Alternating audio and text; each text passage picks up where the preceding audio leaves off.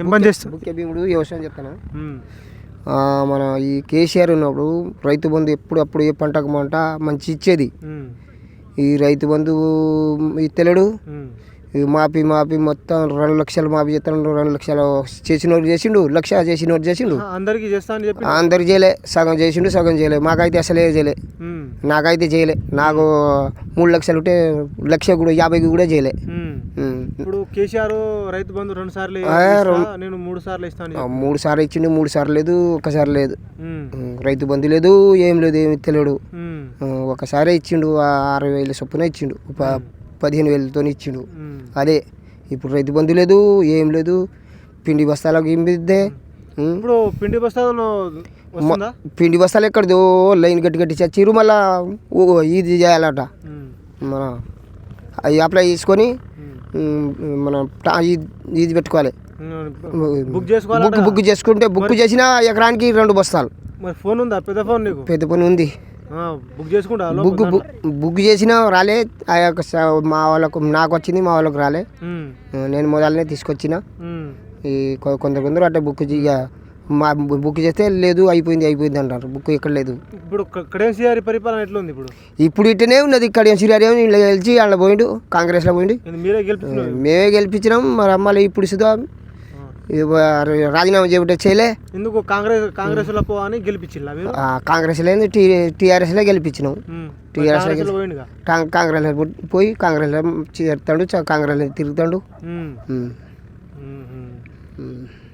Urea బస్తాలు దొరకలేదు. Book చేస్తే సగం దొరికిన వాళ్ళు దొరుకుతుంది, దొరికిన వాళ్ళు దొరకలేదు. రైతు బంధు పడలే ఇప్పుడు దాకా పడలే. సన్నవడ్లు వేసుకున్నా. దానికి ఆధారం బోనేసి ఇచ్చిండు. సన్నవడ్లకు బోనేసి ఇచ్చిండు.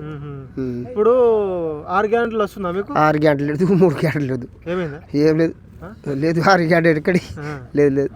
కళ్యాణ లక్ష్మి లేదు. తులం బంగారం లేదు. ఇస్తా అన్నాడు, ఇస్తలేడు.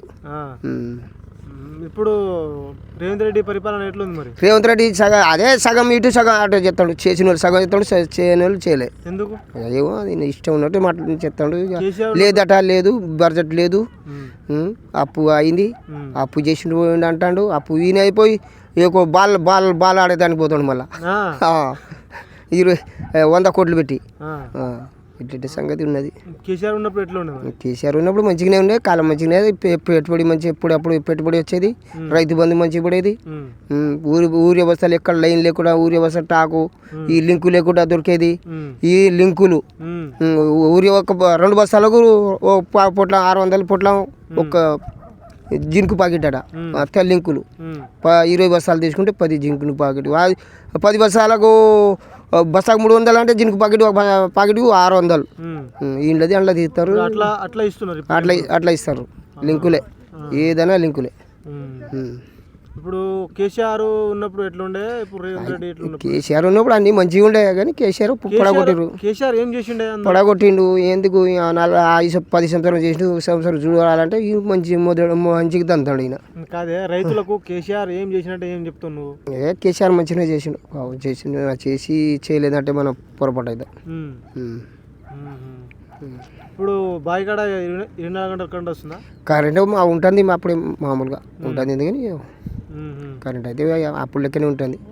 ఇప్పుడు కడియం శ్రీహరి మీకు 1000 కోట్లు తెచ్చిండడుగా. 1000 కోట్లు ఎక్కడ తెచ్చిండు?